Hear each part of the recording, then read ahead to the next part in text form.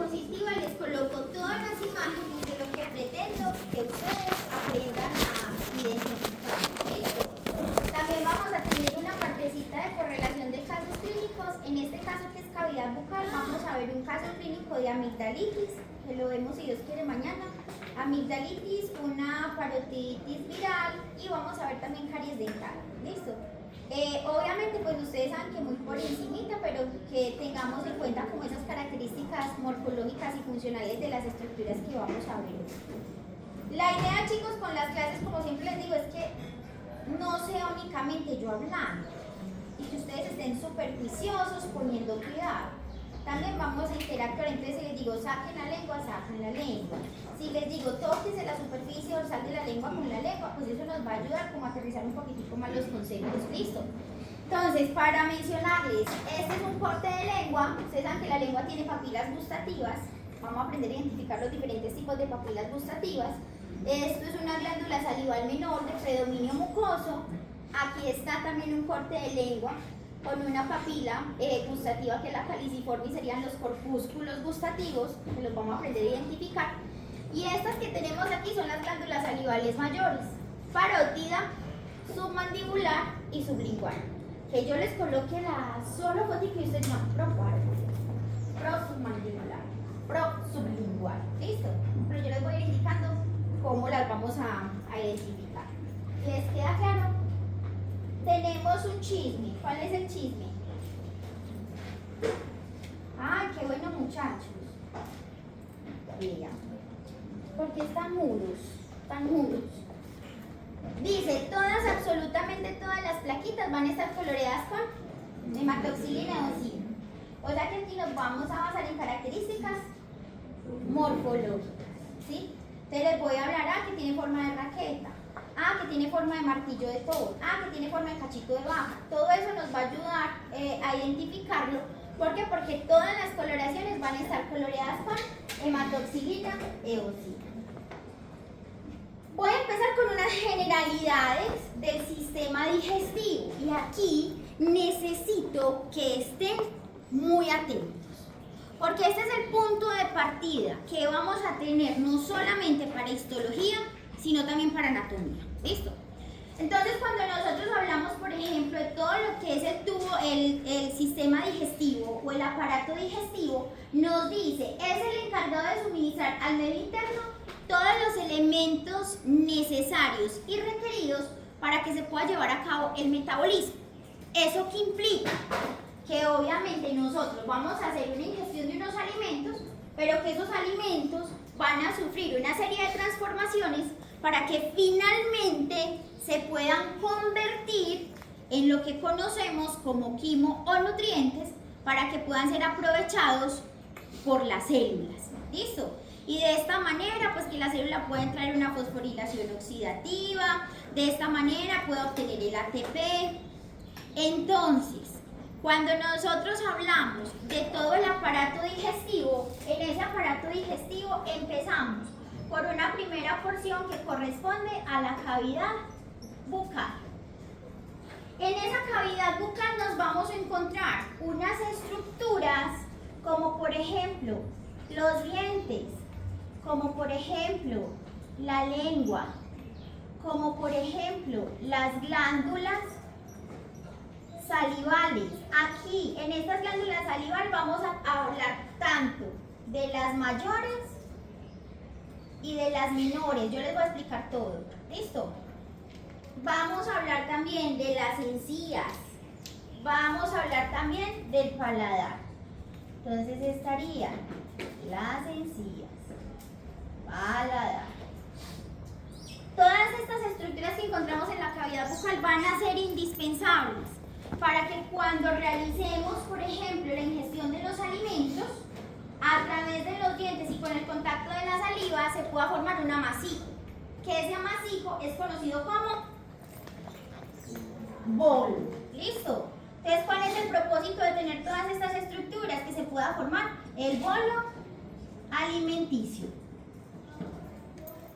Después de la cavidad bucal, nos vamos a encontrar, a grandes rasgos, porque después vamos a especificar uno por uno, con toda la parte que corresponde al tubo digestivo. Ay, aquí también me faltó todo lo que corresponde, por ejemplo, a la orofaringea. Este tubo digestivo va a estar conformado, como su nombre lo dice, por una estructura tubular. Todo el tubo digestivo, todo completo, es una estructura tubular, son estructuras huecas. Solo que van a tener unas modificaciones o adaptaciones para poder realizar procesos de digestión, procesos de absorción o eliminación de desechos. Entonces, en este tubo digestivo nos encontramos con el esófago, nos encontramos con el estómago, nos vamos a encontrar con el intestino delgado, y ese intestino delgado a su vez va a estar conformado por 3 porciones: duodeno, yeyuno y león. ¿Listo? ¿Cuál es la función general del intestino delgado? Llevar a cabo los procesos de, muy bien, absorción de nutrientes, ¿sí? ¿Cuál es la función que tiene el esófago? Transporte, permitir el paso del bolo de la cavidad bucal ¿hacia dónde? Hacia el estómago. Chicos, recuerden las funciones: transportar, permitir el paso del estómago. ¿Cuáles son las funciones? Entonces van a ocurrir los procesos de digestión, pero ¿es una digestión enzimática o es una digestión química? O sea que el bolo pasa por el esófago, roza el esófago, pasa al estómago. En el estómago se activan las enzimas por acción del ácido clorhídrico, y cuando tienen contacto con las enzimas se convierten en unas sustancias más simples que van a dar origen al quimo. Entonces, en el estómago, ¿qué se forma? El quimo. ¿Y ese quimo para dónde va? Para el intestino delgado, para que se puedan realizar los procesos de absorción. Mire que cada porción tiene una función específica. Cavidad bucal, formar el bolo, por ahora porque tiene más. Formar el bolo. Esófago, transporte. Estómago, digestión. Intestino delgado, absorción de nutrientes. Y tiene 3 porciones porque en esas 3 porciones ocurre algo específico. ¿Listo? Y luego nos vamos a encontrar con el intestino. ¿Cuál es la función del intestino grueso? Formar la materia fecal y absorber agua para que esa materia fecal se pueda compactar. ¿Les queda claro? Entonces tenemos tubo digestivo, esófago, estómago, intestino delgado con 3 porciones, y vamos a hablar pues de la generalidad del intestino grueso, que ya en anatomía ustedes van a hablar del colon ascendente, del colon descendente. Pero en la parte histológica manejamos una sola característica. ¿Les queda claro? Pero a todo esto, para que se pueda llevar a cabo el aprovechamiento de todos esos nutrientes, para que la célula pueda obtener, por ejemplo, todo lo necesario de los lípidos, para que la célula, por ejemplo, pueda obtener la energía, no solamente hablamos del tubo digestivo, sino que también vamos a hablar de unas estructuras conocidas como glándulas anexas. ¿Por qué glándulas anexas? Porque no van a estar metidas dentro del tubo, sino que van a ser vecinas. ¿Listo? Glándulas anexas. Y en esas glándulas anexas nos vamos a encontrar al hígado, nos vamos a encontrar a la vesícula biliar y nos vamos a encontrar a páncreas. ¿Listo? Entonces, el tubo digestivo va a tener diferentes funciones para que, por ejemplo, procesos de digestión, procesos de absorción de nutrientes. Pero para que todo se dé de manera completa, vamos a tener también las glándulas anexas. ¿Qué glándulas anexas? El hígado, la vesícula biliar y el páncreas. Si yo les pregunto en este momento, muchachos, ¿cuáles son los órganos más importantes que ustedes consideran que son fundamentales para sobrevivir? Entonces, cuando yo estaba sentada ahí y me decían cuáles son, yo decía, el cerebro, el corazón. Lo otro para mí no existía. Pero cuando ustedes se den cuenta de todas las funciones que cumple el hígado, ustedes van a decir, ay, el hígado. El hígado produce factores de la cascada de coagulación. El hígado produce proteínas que mantienen la presión oncótica. El hígado participa en el metabolismo de la glucosa, de los ácidos grasos, de las proteínas. El hígado modifica hormonas. El hígado almacena también sustratos, por ejemplo, como es la vitamina A para que se pueda producir la rodopsina, que es el fotopigmento de los bastones. El hígado participa en procesos de desintoxicación. Miren que cuando vamos a tomar algún antibiótico o algo, de pronto los que han tenido tratamiento para acné, ¿qué le mandan? Pruebas de función hepática. ¿Por qué? Porque al hígado van unos metabolitos que se tienen que conjugar, modificar químicamente para que se puedan volver solubles y eliminar en la orina. Entonces, ¿será que el hígado lo podemos considerar como un órgano fundamental y vital para mantenernos en equilibrio y homeostasis? Sí. Ya se le va sumando a esos otros órganos como corazón y, por ejemplo, el cerebro, que es lo que siempre hemos pensado. ¿Listo? De hecho, el hígado es considerado el laboratorio del cuerpo. ¿Y por qué es considerado como una glándula? Porque secreta. Entonces, el hígado va a tener una función también exocrina y una función endocrina. El páncreas también va a tener una función exocrina y una función endocrina. Cuando hablamos de las glándulas que tienen ambas funciones, ¿cómo les decimos? Mixtas. Mixtas si estamos hablando de productos de secreción. Moco, producto seroso. ¿Cómo les decimos? ¿Ustedes han escuchado hablar de los anfibios? ¿Qué son los anfibios? La rana, los sapos, que pueden estar en el agua y en la tierra. En este caso, el hígado y el páncreas, como van a tener una porción, una función exocrina y endocrina, les vamos a decir glándulas anficrinas. ¿Listo? Páncreas, anficrino. ¿Qué significa anficrino? Que tiene una porción endocrina y tiene una porción exocrina. ¿Listo? El hígado produce la bilis para que se puedan aprovechar las grasas.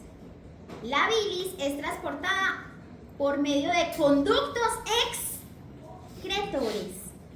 Entonces, la función exocrina del hígado es la secreción de la bilis. Pero si hablamos de la función endocrina, sería la producción de todas aquellas sustancias que van directo a sangre. ¿Listo? El páncreas, bioquímica. ¿Cuál es la función del páncreas? Secretar insulina, solamente insulina. Y glucagón y somatostatina. Ah, sí, esa todavía no. ¿Hacia dónde va la insulina? Hacia la sangre. ¿Hacia dónde va el glucagón? Ah, bueno.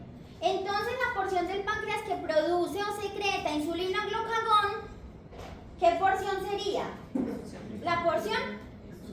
Ah, o sea que yo, por ejemplo, puedo sudar insulina. Muchachos, tenemos clara la definición de glándula endocrina y empezando por ahí. Si yo hablo de glándulas exocrinas, estoy hablando de glándulas que van a tener conductos excretores. Miren que su nombre lo dice, muchachos, cuando no entiendan algo me dicen, porque yo parto de lo que pues ya deberíamos manejar, pero si no lo tienen claro me dicen, porque si no nos vamos a enredar. Cuando yo hablo de exocrina, miren, exo, ¿qué significa? Exterior, afuera. Entonces nos vamos a encontrar con glándulas que van a tener conductos excretores, que van a sacar el producto de secreción hacia la luz. Entonces voy a poner un ejemplo. La saliva, ¿hacia dónde se va? ¿Hacia la sangre o afuera? Afuera. ¿Endocrina o exocrina? ¿Por qué? Porque se transporta a través de conductos excretores, en este caso que sería la superficie de la cavidad bucal. Si yo les digo, el sudor, ¿se va para la sangre? ¿Para dónde se va? Para la superficie de la piel. ¿Endocrina o exocrina? Exocrina. Si yo les digo, por ejemplo, las lágrimas, ¿se van para la sangre? No. ¿Van a ser producidas por quién? ¿O las glándulas lagrimales, endocrinas o exocrinas? Ah, bueno. El moco, por ejemplo, del epitelio del intestino delgado, producido por las células caliciformes. Yo tengo moco en mi sangre, ni para el susto. Entonces, ¿para dónde va? Para la superficie de ese tubo, para la superficie del epitelio. Pero si yo le digo, por ejemplo, la hipófisis secreta hormona de crecimiento, ¿eso lo sudo? No. ¿Eso qué quiere decir? Que las glándulas endocrinas son glándulas que perdieron todo su contacto con la luz, es decir, no tienen conductos excretores. Y la única manera de que saquen ese producto es a través de la vía sanguínea. La tiroides. ¿Será que yo sudo T3 y T4? O por ejemplo la suprarrenal. ¿Será que yo sudo cortisol? ¿Hacia dónde se van todas esas hormonas? Entonces todo lo que es hipófisis, tiroides, paratiroides, suprarrenales, ovarios, testículos, son considerados como glándulas. ¿Por qué? Porque perdieron todo su contacto con la luz. Y la única manera de sacar su producto para que pueda cumplir la función en una célula blanco es a través de la sangre. ¿Listo? ¿Estamos claros?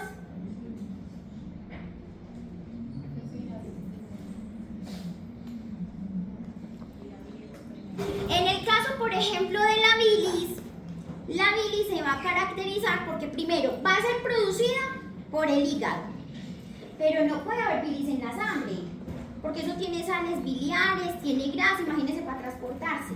Entonces la bilis va a ser conducida a través de las vías biliares, que lo vamos a ver más adelante cuando estemos hablando de los conductos hepáticos, intrahepáticos, el derecho, el izquierdo, el común, luego colédoco, conducto cístico, todo eso son conductos excretores, no se mezclan con la sangre, ¿listo? Y luego, ¿hacia dónde van a desembocar? Hacia el duodeno. ¿Para qué? Para que en el duodeno se pueda llevar a cabo el aprovechamiento de las grasas. ¿Eso qué quiere decir? Que el hígado en su función exocrina va a secretar la bilis y va a ser transportada a través de conductos excretores. ¿Les queda claro? Lo mismo el páncreas. La insulina, el glucagón, la somatostatina se secretan ¿hacia dónde? Conductos. No, hacia la sangre. Entonces, ¿ese páncreas es endocrino o exocrino? Pero resulta que acontece que el páncreas también va a producir enzimas pancreáticas. Y esas enzimas pancreáticas van a ayudar también al aprovechamiento de los nutrientes. Entonces, ustedes han escuchado hablar, es que el páncreas produce amilasa pancreática. No. Lipasa pancreática. Todas ellas son enzimas. Ustedes se imaginan donde esas enzimas vayan a sangre, acaban hasta con el intestino del perrito. Entonces, ¿qué tienen que hacer esas enzimas? Se tienen que transportar por conductos excretores. ¿Y dónde se activan esas enzimas? En la luz del duodeno, para que puedan hacer todo el aprovechamiento de lípidos, de los carbohidratos que queden ahí presentes. ¿Listo? ¿Les queda claro? Entonces, páncreas endocrino, ¿hacia dónde lo secreta? Hacia endocrino, sangre. El páncreas exocrino utiliza conductos excretores para transportar las enzimas. ¿Hacia dónde? Duodeno. Y ya lo vamos a entender más adelante. ¿Les queda claro? Entonces ya identificamos glándula endocrina y glándula exocrina. ¿Listo? Entonces miren que cuando nosotros hablamos de todo el sistema digestivo, todo lo que tenemos que mencionar, y en cada porción de cada estructura nos vamos a encontrar por ejemplo, con cambios a nivel del epitelio. Y eso es lo que va a hacer que, por ejemplo, en el tubo digestivo el esófago pueda transportar el bolo, el estómago pueda hacer procesos de digestión, el intestino delgado realizar procesos de absorción. ¿Les queda claro? ¿Vamos bien? Listo. Entonces, como son estructuras y estamos hablando de todo el sistema digestivo, en este caso tubo digestivo va a estar conformado por órganos huecos. ¿Eso qué quiere decir? Que van a tener luz, que van a tener una cavidad. Entonces, si yo les digo, muchachos, hagamos de cuenta que este es un corte de esófago. ¿Por dónde va a pasar el bolo? ¿Por dónde va a pasar el bolo? Por la luz, por acá, ¿sí o no? Entonces, ¿hacia dónde va a estar el epitelio? ¿Hacia dónde? Hacia la periferia. Miren que el epitelio dice, es un tejido que siempre tiene contacto con... Entonces no puede estar hacia afuera, porque hacia afuera que es tejido conectivo, estructuras vecinas, órganos vecinos. O sea que ¿hacia dónde tiene que estar el epitelio? Hacia la luz. Y si me voy para el intestino delgado, también es una estructura hueca, tubular. ¿Han comido chunchurria? No, la chunchurria, el tubito. ¿Hacia dónde tiene que estar el epitelio? ¿Hacia dónde? Hacia la luz. ¿Les queda claro? Bien.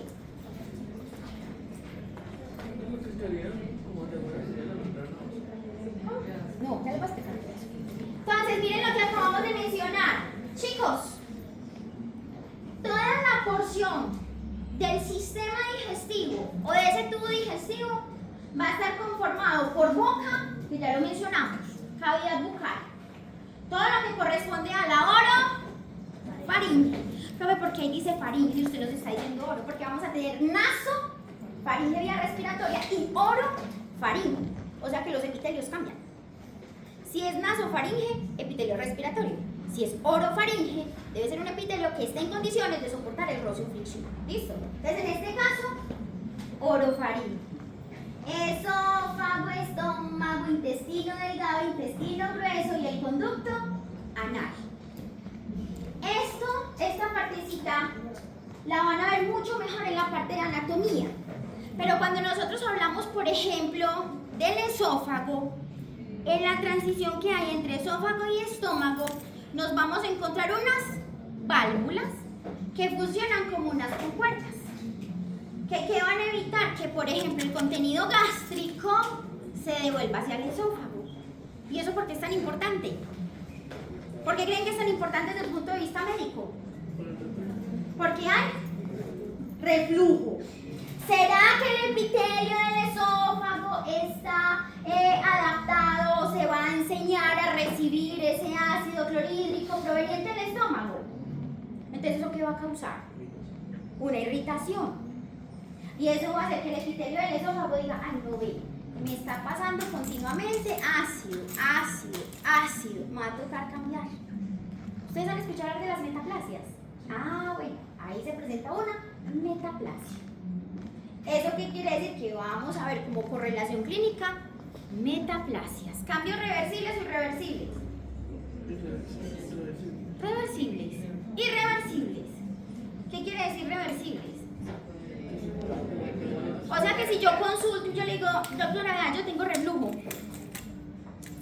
siento candela en el esófago, me hacen la biopsia y me dicen, sí, tiene un cambio de epitelio, le voy a mandar tratamiento para que se le normalice.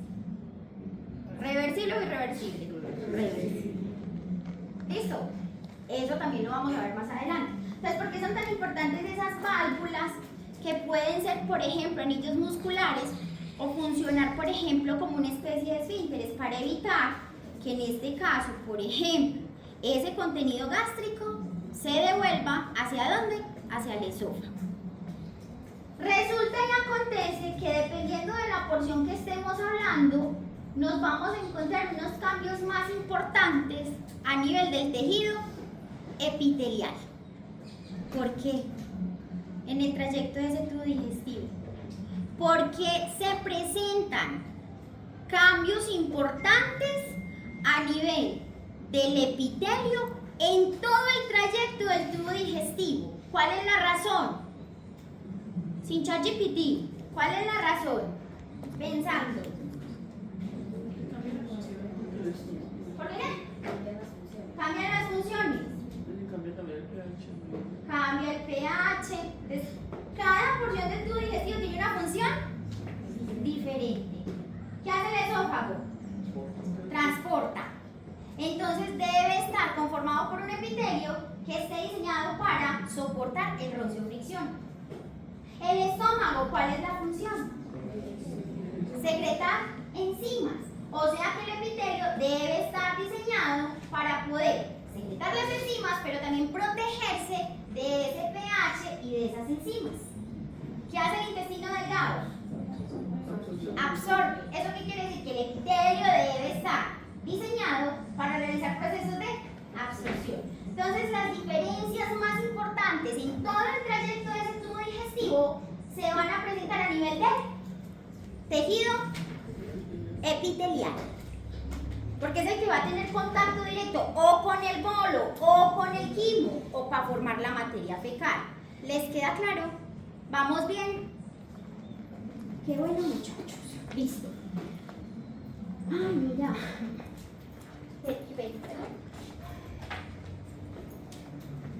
Entonces, el intestino delgado va a realizar el proceso de absorción de nutrientes. El intestino grueso absorbe agua para que se pueda formar la materia fecal y todo aquello que no se pudo absorber, como por ejemplo restos de vegetales, de pronto fibras que no se pudieron, digamos, como convertir en sustancias más pequeñitas, puedan ser eliminadas a través de la materia fecal.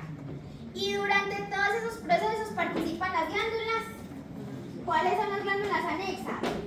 El hígado, la vesícula biliar y el páncreas. ¿Qué función tiene el hígado en la función exocrina? Secreta la bilis. ¿Para dónde se va esa bilis? Para la vesícula biliar. ¿Cuál es la función de la bilis? El aprovechamiento de las grasas. ¿Listo? En la porción exocrina, ¿qué va a producir?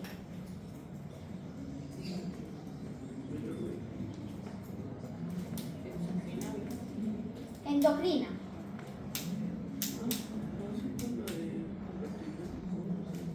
Entonces, metabolismo, síntesis de proteínas. Muchachos, ustedes también están como todos callados. Eso no son los que yo conocí. Pues, o sea, no callados haciendo bullas, sino callados participando. Lipoproteínas, modificación de hormonas. ¿Listo? ¿Les queda claro? Entonces, si tengo una glándula que tiene una función endocrina y exocrina al mismo tiempo, ¿cómo le vamos a decir? Anficrina. Denme otro ejemplo de otra glándula anficrina. El páncreas. Muy bien. Ojo, ojo, ojo, ojo, ojito. Como estamos hablando de las generalidades de todo lo que corresponde al tubo digestivo, el tubo digestivo va a estar conformado por diferentes capas de tejidos que le van a permitir llevar a cabo la función. ¿Puedo borrar lo que copié en el tablero? Sí, porque les voy a hacer el dibujito más bien en el tablero para que sepamos la distribución. Entonces, como es una estructura tubular, yo les voy a hacer el dibujito como si fuera un corte transversal. O sea que si es un corte transversal, ¿cómo lo vamos a ver?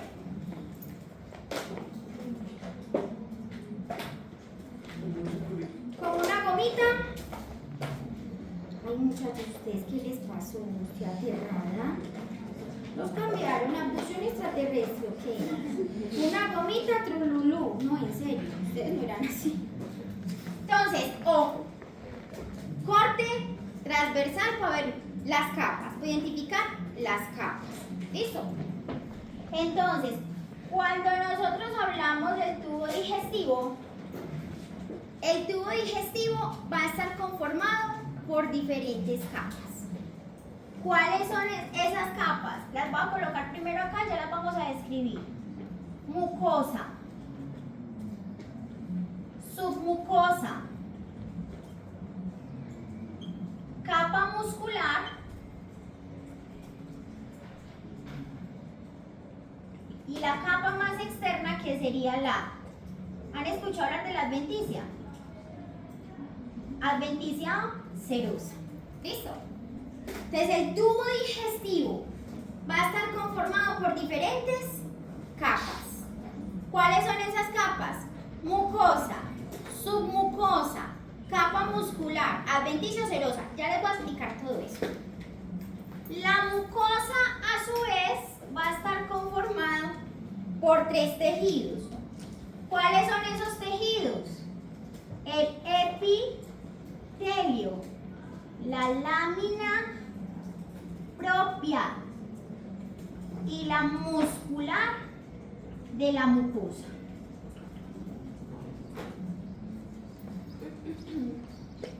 Cada una de esas capitas que conforman la mucosa cumple una función específica. ¿Listo? A ver, María.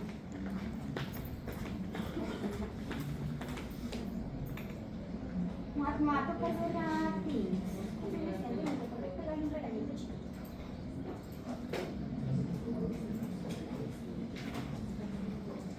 Ustedes ahí, en el chisme, ese sí es un chisme histológico.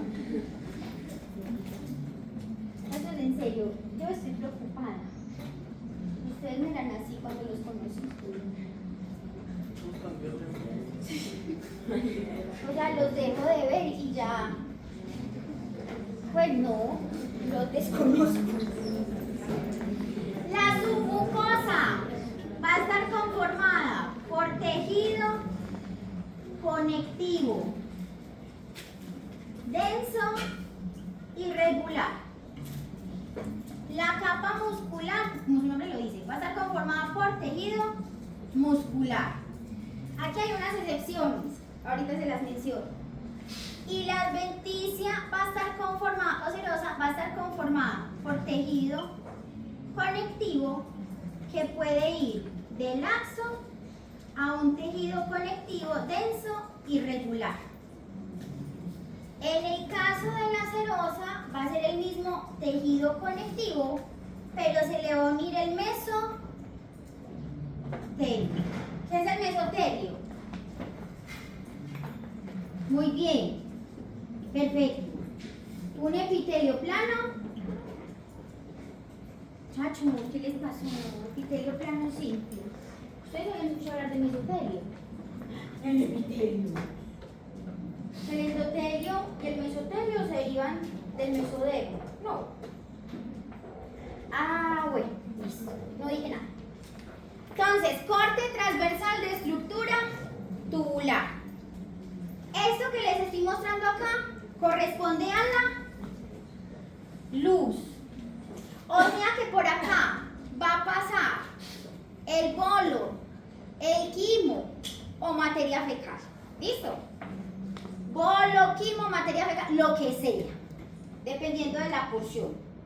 La primera capita con la que nos vamos a encontrar corresponde al tejido epitelial. ¿Listo? Entonces por acá pasa el bolo y si fuera el epitelio del esófago, sería un epitelio diseñado para soportar roce o fricción. Entonces nos vamos a encontrar con la primera capita que es el epitelio. Siempre va a tener contacto con la luz, por eso se llama epi. ¿Listo? Ahora, el epitelio tiene una característica y es que va a ser avascular. Como es avascular, tiene que estar sostenido y soportado por un tejido conectivo. O sea que la segunda capita que vamos a ver, yo las voy a hacer medio porque siempre me quedan todas torcidas, va a ser una capita de tejido conectivo. ¿Cuál es la función del tejido conectivo? La que, ¿cierto? La que sostiene y la que soporta. Pero a modo de chisme, Acuérdense que si se daña la integridad del tejido epitelial, ¿qué tejido conectivo es el encargado de llevar a cabo una reacción inflamatoria?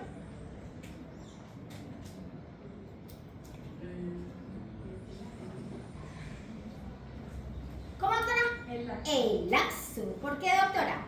Porque dice que tiene la célula. Muy bien, tiene más células que fibras y la mayoría de células son de tipo inmune. Entonces es un tejido conectivo laxo. Pero es que el tejido epitelial es tóxico. Es muy tóxico. Mentira, no. Digámoslo así. Y ese tejido conectivo laxo no le va a decir tejido conectivo laxo. Ese tejido conectivo laxo va a recibir el nombre de lámina propia. ¿Y por qué lámina propia? Porque le pertenece a quién, o hace una asociación con quién, con el tejido epitelial. ¿Para qué? Para poder que ese tejido conectivo le brinde todos los nutrientes necesarios y el tejido epitelial se mantenga vivo. ¿Les queda claro? Entonces, primera capa, epitelio, porque tiene contacto con la luz. O sea, ¿por aquí qué pasa? El bolo, el quimo, materia fecal. Como el epitelio es avascular, tiene que estar sostenido y soportado por un tejido vascularizado, que es el tejido conectivo. Pero ese tejido conectivo tiene una característica y es que va a ser laxo. ¿Eso qué quiere decir? Que va a tener más células que fibras. ¿Por qué? Porque si se llega a dañar el epitelio, es en la lámina propia o en ese tejido conectivo laxo donde inicia la respuesta inflamatoria. Como ese tejido conectivo le pertenece al epitelio, él dice es propio, es vivo. O sea que la lámina propia. ¿Les queda claro? La tercera capita que sigue a continuación recibe el nombre de muscular de la mucosa. Muscular. ¿Qué tendrá? Muscular de la mucosa. ¿Qué tejido tendrá? Tejido muscular. Y ese tejido muscular, acuérdense que tenemos diferentes tipos de tejido muscular. Tenemos un tejido muscular estriado esquelético, control voluntario, el cardíaco, pues que aquí no aplica, y el liso. ¿Qué tipo de músculo será este? Liso. ¿Por qué?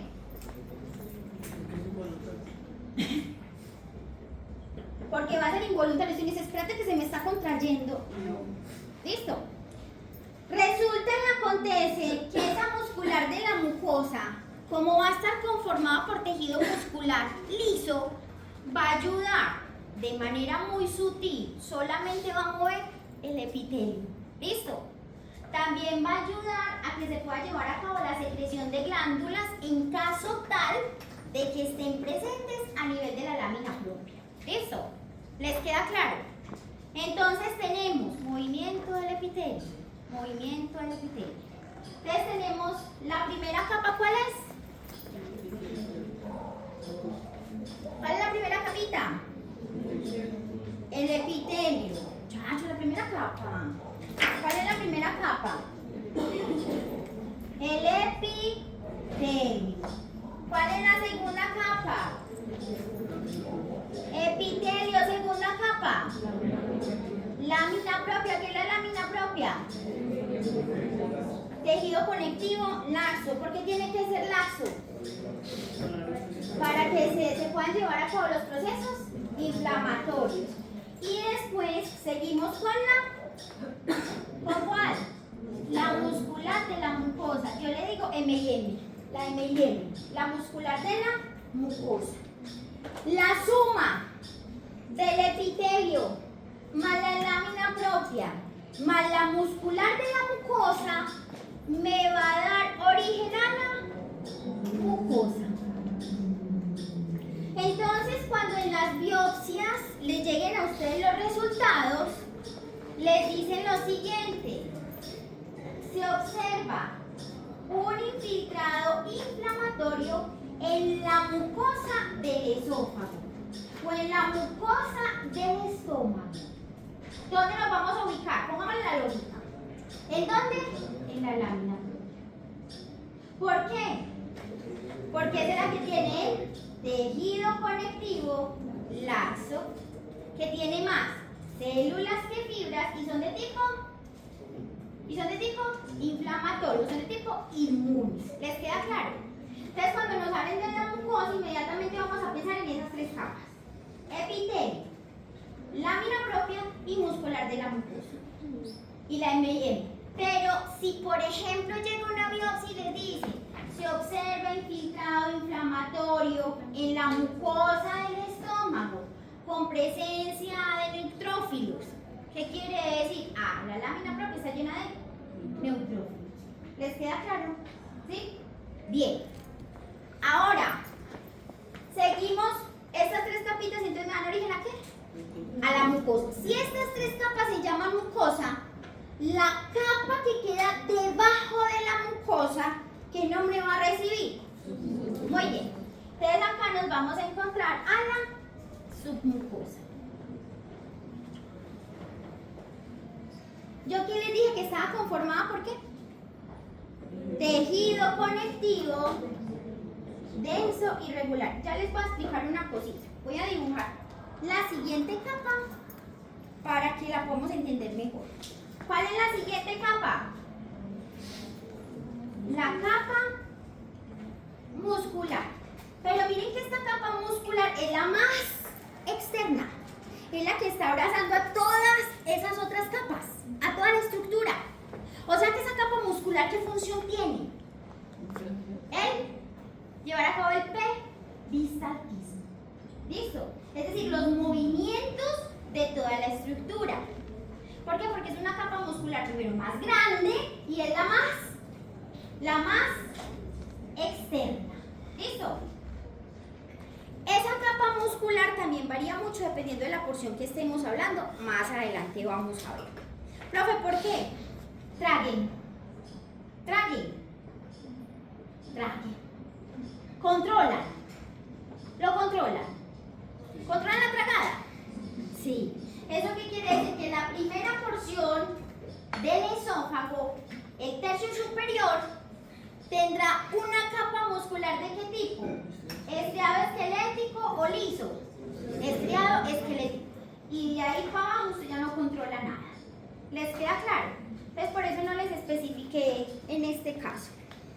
Esta capa muscular entonces va a ser la encargada del peristaltismo. Es decir, del movimiento de toda la estructura.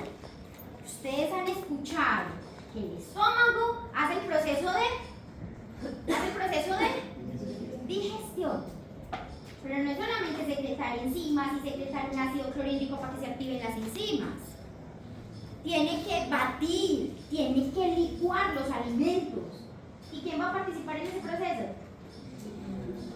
La capa muscular, ¿cierto? Encargada del peristaltismo, obviamente debe haber una inervación, etcétera, etcétera. ¿Listo? ¿Les queda claro, niños? Bien.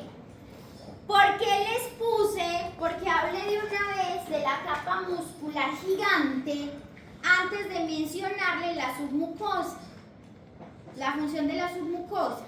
Ojo lo que les voy a preguntar. ¿Esta capa qué es? Muchachos, yo creo que prendan la luz. Yo creo que no es, mejor dicho, pobres, conos, basto, agudeza, aviso. Pues yo creo que esta sí la podemos apagar. Así, mucho mejor, ¿no? Al revés.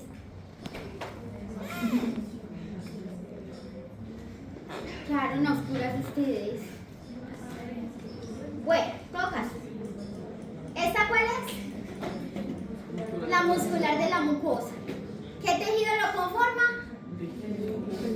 ¿Qué tejido lo conforma? ¿Cómo así que la muscular de la mucosa es laxo? ¿Este cuál es? Muscular. Músculo liso. Muy bien. ¿Esta cuál es? Capa muscular. Cuando se produce o cuando se mueve ese músculo, ¿qué se genera?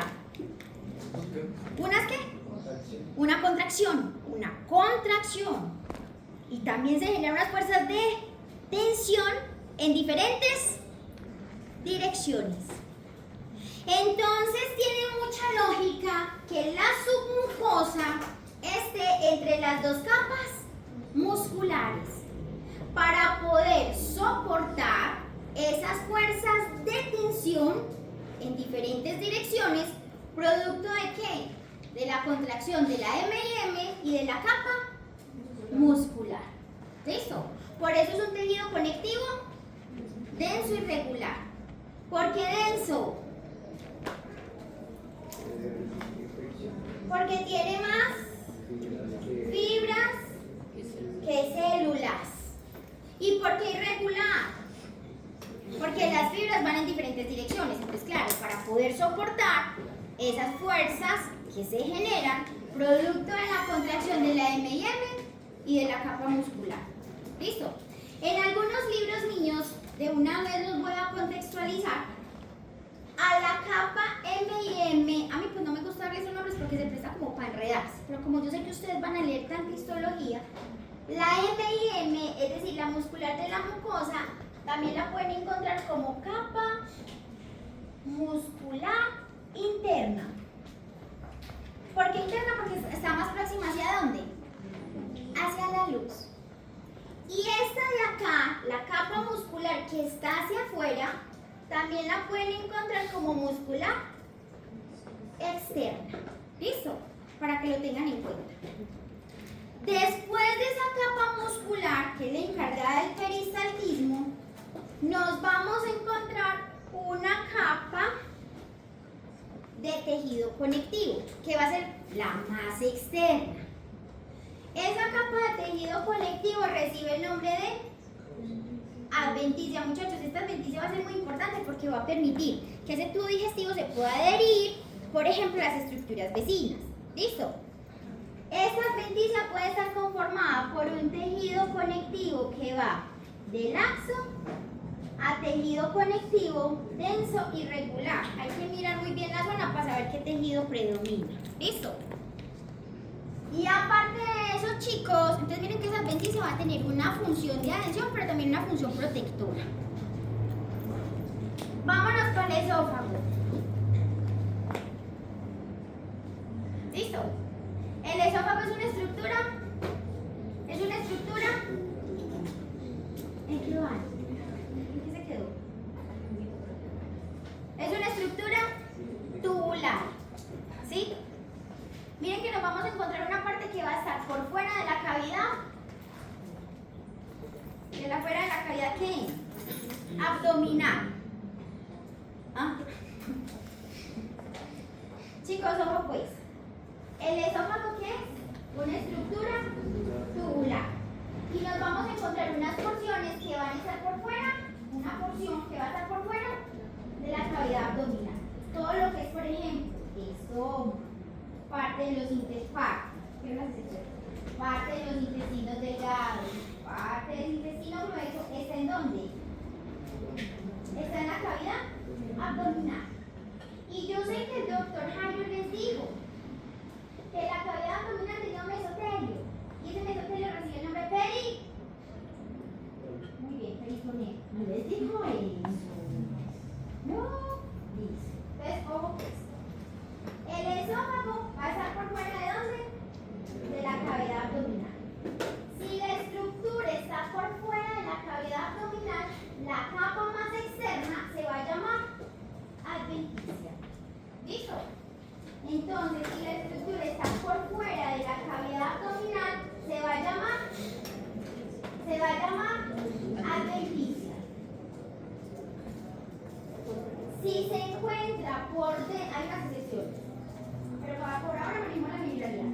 Si se encuentra por dentro de la cavidad abdominal, ya no se va a llamar adventicia, ya se va a llamar serosa.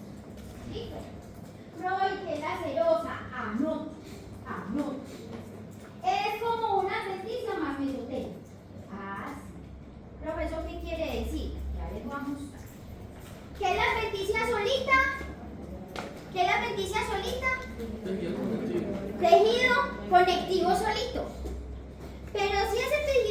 conectivo hacia la parte más externa, se le une un epitelio plano simple. Miren que aquí estoy dibujando unos núcleos planos. Un epitelio plano simple. Ya no se va a llamar adventicia. La adventicia que es solo tejido conectivo. Pero si aquí yo tengo, por ejemplo, tejido conectivo más ese epitelio plano simple que es mesotelio, ¿cómo se va a llamar toda la capa? Serosa. Otra vez.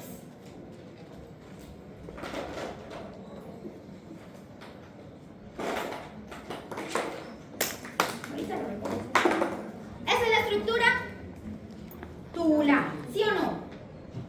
Por aquí, esta es la luz. O sea que esto que estamos viendo, el color verdecito, ¿qué sería? Pónganme cuidado para que después no se enreden. ¿Esto qué sería? El epitelio, ¿sí o no? El epitelio, porque por aquí pasa el bolo, por aquí pasa el quimo. Pero esta capa más externa, ¿qué sería? La adventicia, es decir, tejido conectivo. Pero, ojo, si a esa adventicia yo le pongo una capita de células planas, se va a llamar adventicia. Recibe el nombre de serosa. ¿Listo? ¿Les queda claro? ¿Vamos bien? Entonces, adventicia solita, tejido conectivo. Por fuera de la cavidad abdominal. Hay unas excepciones, pero ya después las vamos a ver. Y si está por dentro de la cavidad abdominal, ¿cómo se va a llamar esa capa más externa? Serosa. ¿Les queda claro? Bien. Todo esto, lo hemos de tener súper claro, porque va a ser la base de todo el tubo digestivo. Y ojo, ojo, ojo, ojo, ojito. Los principales cambios que se van a presentar, miren todas las veces que se lo he dicho, en todo ese trayecto del tubo digestivo va a ser a nivel de epitelio, porque es el que directamente va a estar relacionado con la función. ¿Listo? ¿Dónde se presentan los principales cambios en el tubo digestivo? En el epitelio. Y coloqué ahí chisme, me lo dijo la profe. Ese tubo digestivo, en la capa muscular externa, esa capa muscular externa es la encargada de qué? Del peristaltismo, la más externa, la que vamos a ver toda la estructura. En toda la longitud del tubo digestivo, excepto, o sea, menos, en el estómago, va a estar conformado por dos capas musculares. Profe, ¿cómo así? Esófago, dos capas. Duodeno, dos capas. Yeyu, dos capas. Ileón, dos capas. ¿Listo? Pero en el estómago, no. Necesitamos en el estómago fuerza. Más fuerza. Entonces, en vez de dos capas, nos vamos a encontrar tres capas. ¿Listo? Otra vez. Diga, ¿dónde se presentan los principales cambios en todo el trayecto del tubo digestivo? ¿En dónde? En el epitelio. Ah, sí. Profe, pero espere. El estómago no va a tener dos capas musculares, sino que va a tener tres. Porque el estómago va a ser el encargado de batir, de licuar ese bolo para poder formar el quimo. ¿Les queda claro? Entonces, miren esta imagen de acá. Si yo les digo, niños, ¿esto de acá qué sería? ¿Esto de acá qué sería? Ah, no, aquí sí, claro. ¿Esto qué sería? La luz. O sea que esta primera rayita que estamos viendo aquí, ¿qué sería? El epitelio. Después nos vamos a encontrar con esta capita, que ¿qué sería? Lámina propia. Que va a estar conformado por qué? Tejido conectivo lazo. Y mírenme la belleza. En algunos trayectos nos podemos encontrar con nódulos linfoides en la lámina propia. ¿Tiene lógica? Ustedes se acuerdan cuando estaban viendo con el doctor tejido linfoide, que les dijo tejido linfoide asociado a mucosa. Ah, ya todo tiene sentido. Tejido linfoide asociado a... ¿No se acuerdan? Me dijo que sí. Malt. ¿No se acuerdan del malt? No. Él me dijo que sí allí. Yo le creo. Malt. Malt. Tejido linfoide asociado a mucosas. Y que este malt va a tener BALT. Tejido linfoide asociado a bronquio. Yo sé que se lo dijo. GALT. Tejido linfoide asociado a la mucosa gastrointestinal. ¿No se lo digo? Sí. Ajá. NALT. Tejido linfoide asociado a nasofaringe. ¿Este cuál es? Es el general. ¿Qué es? Muchachos, para que estuviera hablando en otro idioma. Tejido linfoide asociado a mucosa. Entonces uno dice, si es tejido linfoide asociado a mucosa, ¿en dónde esperan ver el acúmulo de linfocitos? ¿En dónde? En la lámina propia. ¿Por qué en la lámina propia? Póngale la lógica. ¿Por qué la lámina propia? ¿Por qué más? Porque es vascularizado. ¿Por qué más? Porque ahí es donde empieza la respuesta inflamatoria y hay células inmunes. No tiene lógica. Yo pensé que se iban a emocionar. Entonces, epitelio, lámina propia. Y en esta lámina propia nos vamos a encontrar el tejido linfoide asociado a mucosa. Pero si es a nivel gastrointestinal, ¿cómo lo vamos a llamar? GALT. Tejido linfoide asociado a la mucosa gastrointestinal. ¿Listo? Chachos. Sí. Pues o sea, cuando nosotros hablamos del tejido linfoide asociado a mucosas, no lo podemos ubicar en el epitelio. O sea, ese acúmulo de linfocitos va a estar en el epitelio. No hay cómo, no hay forma. Ese tejido linfoide va a estar en la muscular de la mucosa. No tiene espacio. ¿Dónde va a estar ese tejido linfoide? En la lámina propia. Por eso se le llama tejido linfoide asociado a mucosa. ¿Y en qué capa de la mucosa? En la lámina propia. ¿Les queda claro? Bien.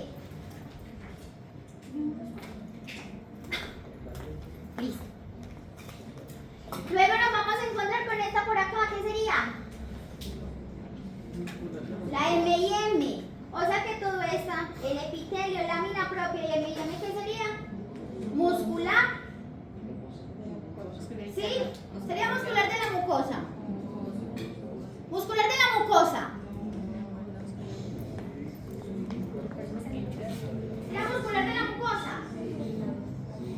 O sea, la suma del epitelio más la lámina propia más la muscular de la mucosa se llama muscular de la mucosa.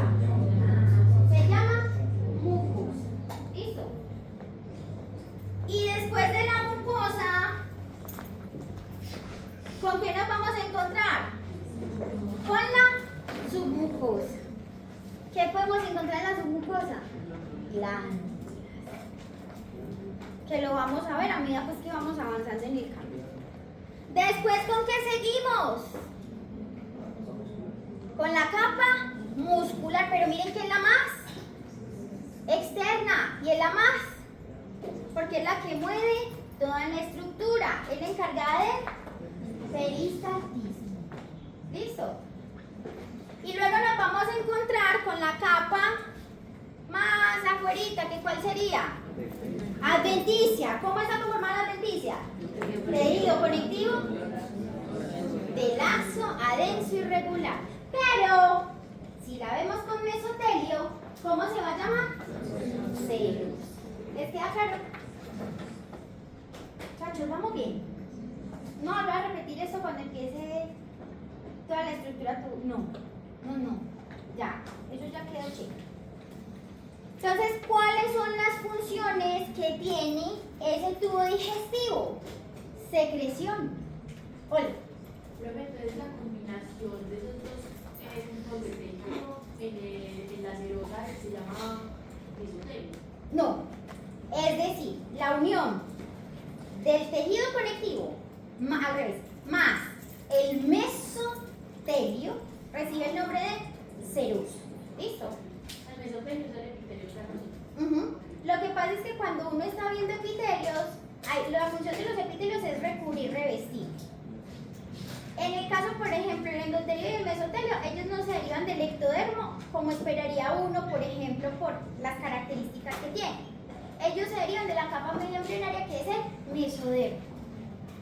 Esas células mesenquimatosas se diferencian y dan origen a las células endoteliales, que son las que recubren el interior de los vasos sanguíneos. Pero también dan origen al mesotelio, que es el que tapiza las cavidades. Entonces, todo lo que sea cavidad, en este caso, por ejemplo, la cavidad abdominal, va a estar formada por mesotelio. Cuando hablamos, por ejemplo, de la cavidad pericárdica pleural, ahí también nos vamos a encontrar mesotelio. ¿Listo? Entonces, cavidad, mesotelio. ¿Les queda claro? ¿Vamos bien? Líquido. Ajá, sí. Entonces, por ejemplo, hablamos de líquido peritoneal. Por eso, al paciente le puede dar una peritonitis. Ese líquido, o líquido también acítico, debe ser transparente, no debe tener nada. Lo mismo que el líquido pericárdico, lo mismo que el líquido pleural. ¿Listo? Porque eso también, el mesotelio tiene funciones también de lubricación. Ahora, chicos, entonces, cuando hablamos de ese tubo digestivo, va a tener funciones de secreción, absorción, barrera y protección inmunitaria.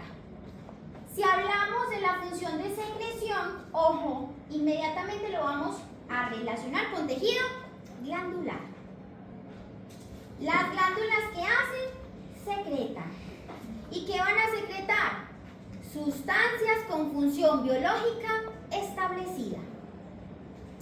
Que entonces, por ejemplo, en el intestino delgado se secreta moco.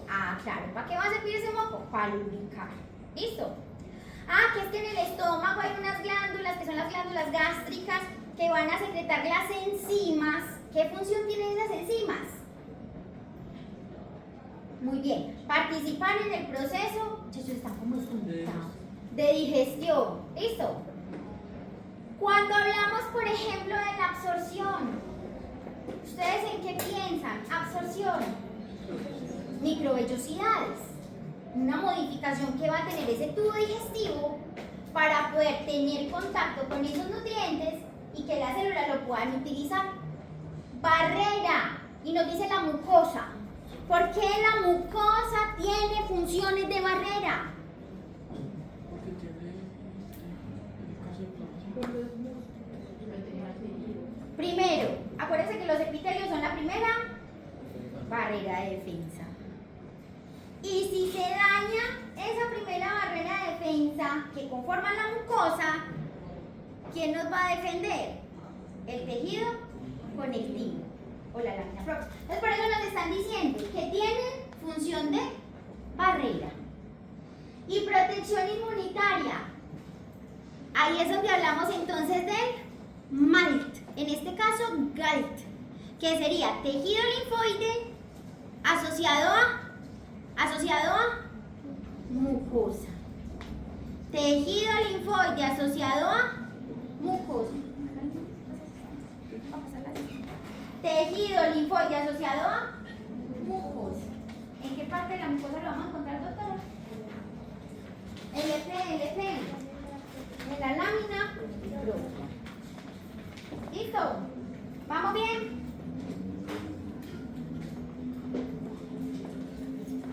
Vamos a empezar entonces con la primera porción. ¿Cuál es la primera porción de ese sistema digestivo? La cavidad bucal. Cavidad bucal. Si yo hablo de cavidad, es una estructura hueca. Y en esa estructura hueca nos vamos a encontrar con unos componentes que van a ayudar al proceso de una digestión mecánica y una digestión química. ¿Listo? Cavidad, estructura hueca. ¿Qué nos encontramos dentro de la cavidad bucal? Los dientes, la lengua, las glándulas salivales, el paladar. Los dientes van a estar sostenidos en las encías. ¿Listo? Y la mucosa de la cavidad bucal. ¿Listo? ¿Les queda claro? Chicos, espérenme, yo quiero hacer una cosita antes de seguir. Que no me vaya a quedar esto como...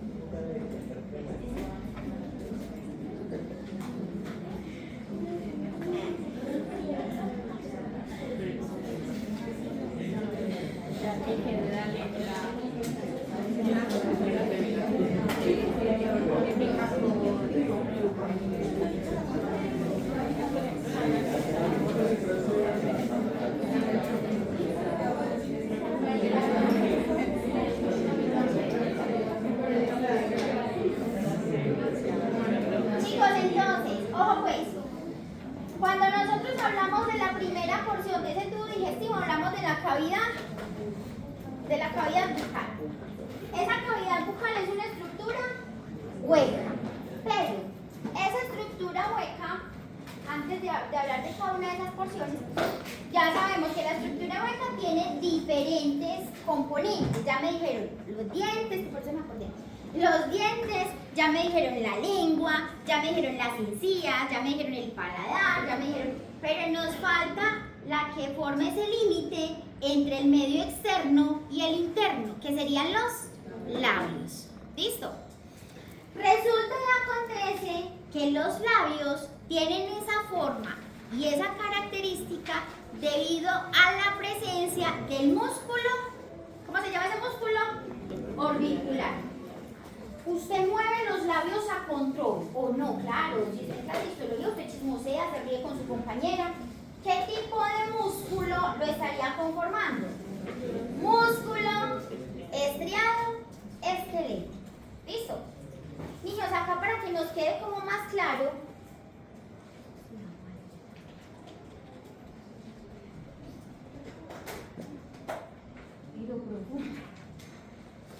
Futura, se me murió. No, mental. Entonces, ojo pues a lo siguiente. Resulta y acontece que los labios van a estar conformados por diferentes zonas o porciones. En la histología nos vamos a centrar en 3. ¿Listo? Se van a coger el dedito y van a ubicar cada porción teniendo en cuenta las características histológicas que les diga. La primera zona corresponde a la zona cutánea. ¿Listo? Esa zona cutánea es ese bordecito que va a estar rodeando al labio. Eso es piel. Si es cutánea, es piel. Entonces va a estar conformada por qué tipo de epitelio. Plano, estratificado, queratinizado. Ustedes han visto que en esta zona cutánea a uno le salen barritos, espinillas y también pelitos chiquitos. O sea que ¿qué tipo de piel es? ¿Gruesa o delgada? ¿Sí? Delgada, muy bien. O sea que en esta zona cutánea también nos vamos a encontrar con folículos pilosos, nos vamos a encontrar también con glándulas sebáceas y glándulas sudoríparas. ¿Sí? ¿Les queda claro? Entonces, zona cutánea, piel delgada. Hay folículos pilosos, dupla inseparable, glándula sebácea y glándulas sudoríparas. Ahora, vamos a hablar de la otra porción, del borde.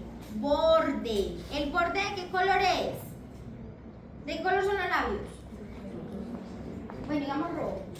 Ustedes han visto que en la tabla o en la paleta de colores aparece un color que es el rojo vermellón, como el rojo labio. Entonces, este borde que estamos viendo acá recibe el nombre de vermellón. ¿Listo? Este vermellón también va a estar conformado por piel.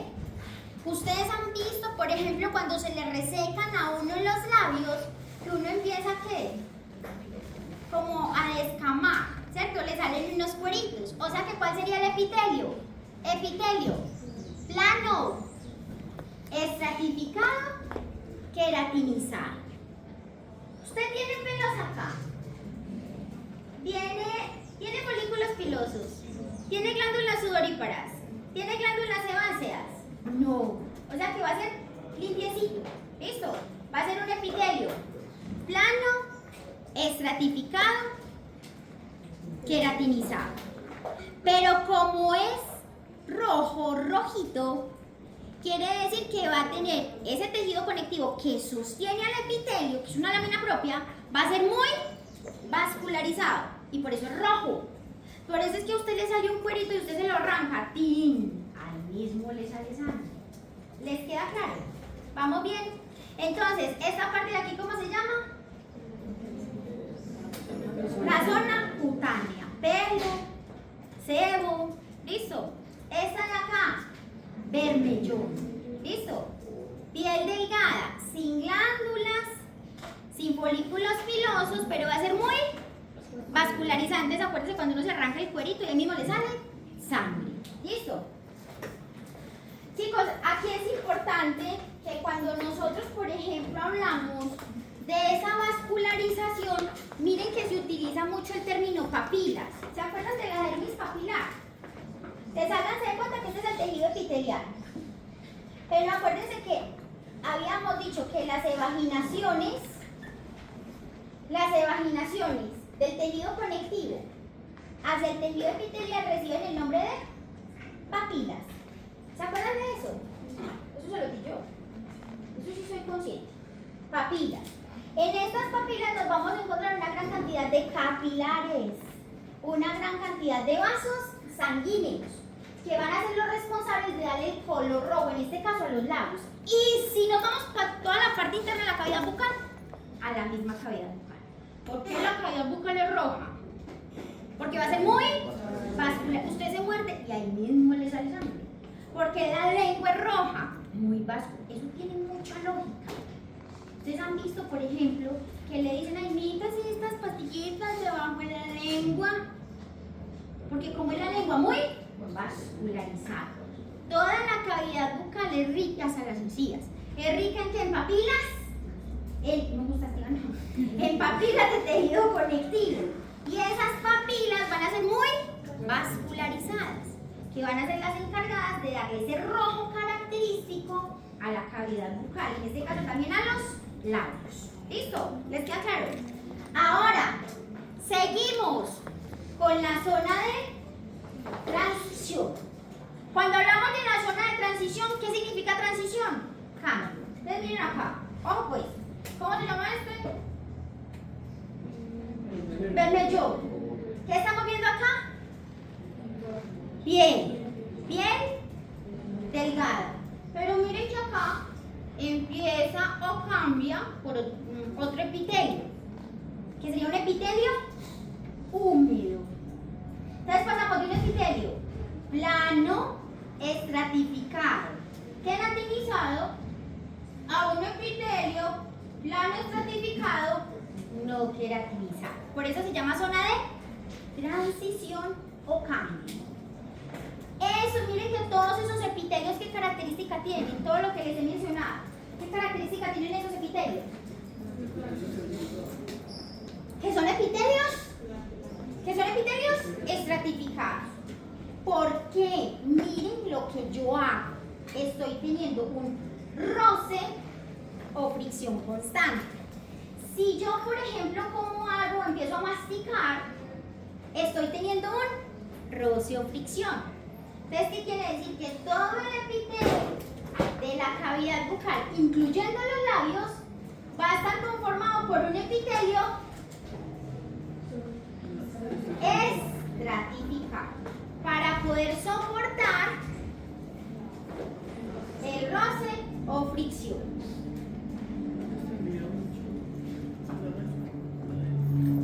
Sí, muchos desmosomas. Sí, tendría muchos desmosomas. Porque miren, por ejemplo, cuando usted está, por ejemplo, comiendo carne, mastique, roce, se le desprende y se le arma una herida. ¿Por qué? Porque las células entre ellas tienen esas adhesiones laterales que corresponden a los desmosomas, que permiten interactuar con esos filamentos intermedios para volverse mucho más resistente. Muchachos, yo no sé qué tienen, muy preocupada, mucho más resistente. En esta partecita de la zona de transición y la parte interna de la cavidad bucal nos vamos a encontrar también con glándulas salivales menores. Ya para como ir como organizando. Ojo. Nosotros vamos a tener glándulas salivales menores y mayores. ¿Cuál es la diferencia? El nivel de organización. En el caso, por ejemplo, de las menores, van a estar inmersas en tejido conectivo. ¿Listo? En cambio, las mayores van a estar delimitadas por cápsula. ¿Listo? Profe, un ejemplo de las glándulas salivales mayores. Entonces aquí estaría la par otis. ¿Ustedes saben por qué se llama par otis, sí o no? Par otis. Está detrás y delante del otis. ¿De quién? Del oído. ¿Cómo son? Pares. Muy bien. Estaría la submandibular. Y estaría la sublingual. Estas tres van a estar rodeadas por una cápsula de tejido conectivo, delimitadas, como si fueran órganos, ¿sí? Van a estar separadas de estructuras vecinas. En cambio, las menores, ¿cómo serían? Por ejemplo, tengo un tejido conectivo denso irregular. Y en ese tejido conectivo denso irregular me puedo encontrar acinos o me puedo encontrar, por ejemplo, túbulos mucosos. Entonces, las mayores van a estar delimitadas por cápsula, como si fueran órganos, ¿sí? Separadas de las demás estructuras. Pero si yo hablo de las menores van a estar inmersas en el tejido conectivo. ¿Listo? ¿Les queda claro? Y les voy a mostrar una imagen. Chicos, ¿esto qué sería? La zona cutánea, pelito. ¿Esto qué sería? El borde o vermellón. ¿Y esto qué sería? La zona de transición. Miren esta imagen de acá. ¿Esto qué será? Folículos pilosos. O sea que si vemos folículos pilosos, toda esta parte correspondería acá ¿a qué? A la zona cutánea. Luego pasamos, miren que aquí ya no, en la parte de arriba. ¿Sí ven la flechita? No. Muchachos, pero díganme a mí no si están viendo la flecha o no. Entonces, miren que aquí hay folículo piloso. ¿Cuál sería el epitelio de acá? Plano, estratificado, queratinizado. Y por acá hay unas glándulas. ¿Qué glándulas? Sebáceas. Estas de acá. Ahora, miren acá. Sería el mismo epitelio plano estratificado, queratinizado, pero no hay folículos pilosos ni glándulas sebáceas. O sea que esto ¿qué sería? El bermellón. Pero, perdón. Déjenme aquí, yo miro, no quiero ver. Si yo me vengo para esta partecita de acá, miren que acá ya cambia todo el panorama. Esa ya sería la parte interna o la zona de transición. O sea que esta parte, ¿qué epitelio sería? Plano, estratificado, no queratinizado. Aquí nos vamos a encontrar con la lámina propia. ¿Qué es esto? ¿Qué es esto? ¿Qué es esto? ¿Qué es esto? Las papilas. Por eso es de color rojo. Luego nos vamos a encontrar con tejido conectivo. Y miren que en ese tejido conectivo están estas estructuras inmersas. ¿Esto qué sería? Las glándulas salivales menores. Y este sería el músculo orbicular. ¿Les queda claro? ¿Sí? ¿Vamos bien? ¿Sí? ¿Seguro? ¿No? ¿Quién dijo no?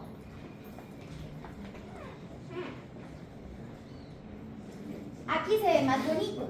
Ojo pues, ojo pues. ¿Esto qué es? Folículos pilosos. Si estos son folículos pilosos, quiere decir que esta parte ¿cuál es? ¿Qué zona es? La zona cutánea. ¿Listo? Si nos vamos para acá, hay folículos pilosos, glándulas sebáceas. Entonces, ¿qué zona sería esta? La zona del bermellón. Y esta parte de acá, acompañado de este acúmulo de adenómeros o porciones secretoras, ¿qué sería? ¿Cuál sería esta parte? La zona de transición. ¿Cuál sería el epitelio? Plano estratificado. Plano estratificado, no queratinizado. ¿Les queda claro? ¿Sí? ¿Qué músculo vamos a ver acá? ¿Qué tipo de músculo? Músculo estriado esquelético. Control. ¿Cuáles son las características morfológicas del músculo estriado esquelético?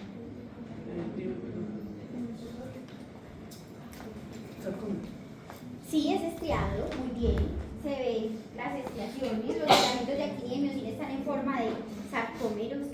Pero si yo le digo, ¿cómo puedo identificar una célula muscular estriada esquelética, una célula muscular cardíaca, una célula muscular lisa? Ya me dijeron estriaciones, listo, entonces nos quedan dos: cardíaco y estriado esquelético. No, también. ¿Qué más?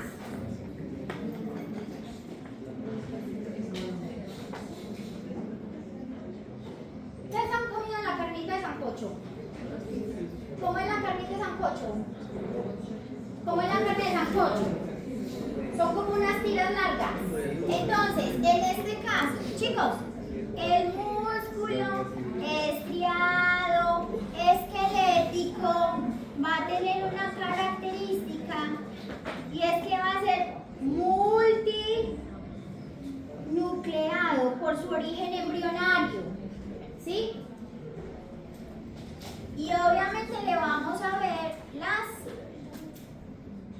estriaciones, pero van a ser fibras muy largas, multinucleadas. Fibras largas, multinucleadas. ¿Cuál es el origen embrionario del músculo estriado esquelético? Del mesodermo. ¿Listo? ¿Les queda claro? Entonces, ¿cómo sé que es una fibra muscular estriada esquelética? Porque va a ser larga y multinucleada. Y en la coloración hematoxilinógena vamos a ver las fibras musculares de una coloración como rojo intenso o rosado intenso. ¿Por qué? Bueno, ¿por qué más? Muchachos, pongan en la lógica, ¿de qué color es la sangre?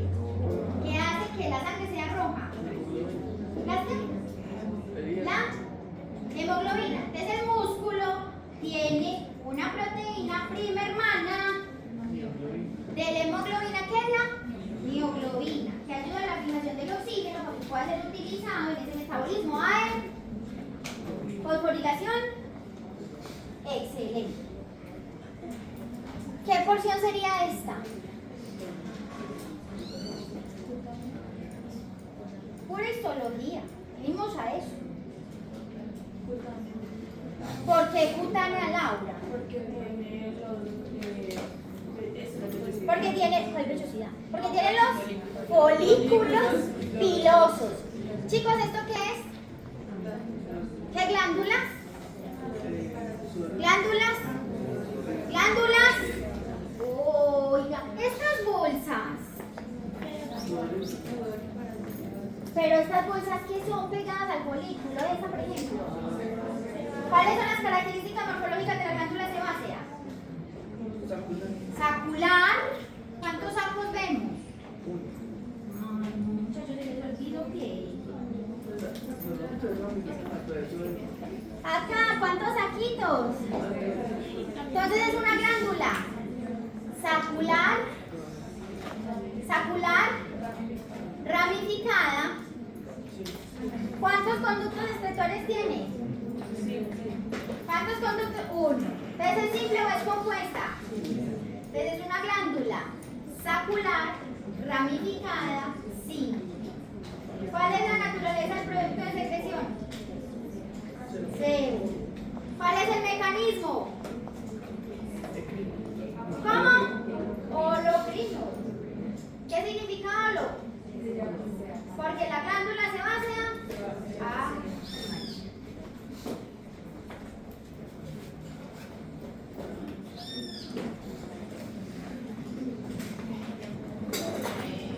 ¿Cuál sería este? Niños, pónganme pues cuidado. ¿Cuál sería este?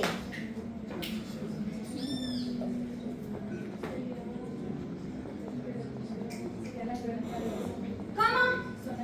La zona de transición. ¿Por qué? ¿Y qué más? ¿Qué más tiene? Si yo, por ejemplo, niños, espérenme, yo lo vamos a hacer una cosita. Miren acá. Doctor de Champs, ¿cuál es el epitelio de ahí? No, mire. Dominio. Dominio. Dominio. Del dominio basal a la apical, ¿cuántas capas estamos viendo? ¿Cuántas capas hay de acá a acá? ¿Cuántas capas? Varias. ¿Es simple o es estratificado? Como es estratificado, tengo que ver la morfología de las células que están en contacto con la luz, como la morfología de esos núcleos. Plano, ¿tiene queratina? Entonces es un epitelio. Plano, estratificado, queratinizado, no queratinizado. Muy bien, ¿esto qué será? Tejido conectivo. ¿Qué tipo de tejido conectivo?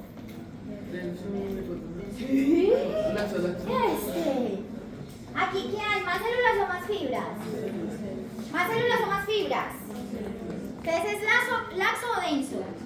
Ah, bueno. Y ahora sí, ¿este cuál es? Tejido conectivo. Denso, irregular. ¿Esto qué será? ¿Qué es eso?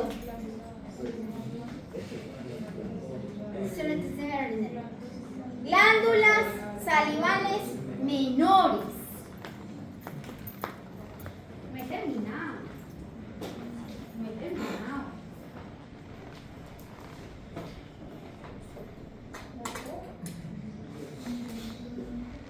¿Cuál será la naturaleza de secreción de esas glándulas? Sí. Muy bueno.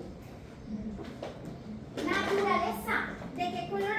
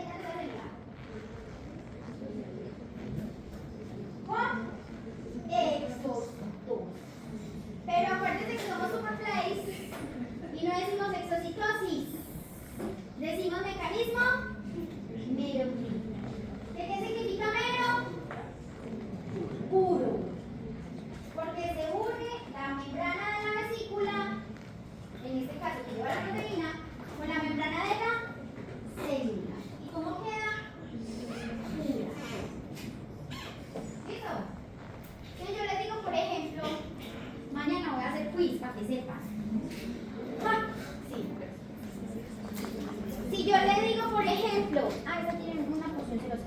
Si yo le digo, por ejemplo, identifique la estructura señalada. ¿Qué sería? Glándula salival menor. Si yo le digo, por ejemplo, identifique la zona del labio donde se encuentra esa glándula salival menor. ¿Por qué zona de transición? Porque no tiene queratina. Porque tiene glándulas salivales. Porque tiene las glándulas salivales, húmedo para acá, glándulas salivales. Si yo le digo cuál es el predominio de secreción de esta glándula. No, si yo digo predominio, o sea, ¿de qué color la están viendo? Sí. ¿De qué color la están viendo? Blanca. O sea, que el predominio, ¿cuál es? Mucoso. Ahora sí, doctora, ¿cuál será el mecanismo de secreción? O sea, esas células mucosas, ¿cómo sacan el moco? Por exocitosis. Pero como somos super place, le decimos mero. ¿Listo? ¿Les queda claro? Muchachos, mis glándulas están como floris. Estas son mixtas. Estas son túbulo-acinales, son ramificadas compuestas de naturaleza mixta con predominio mucoso.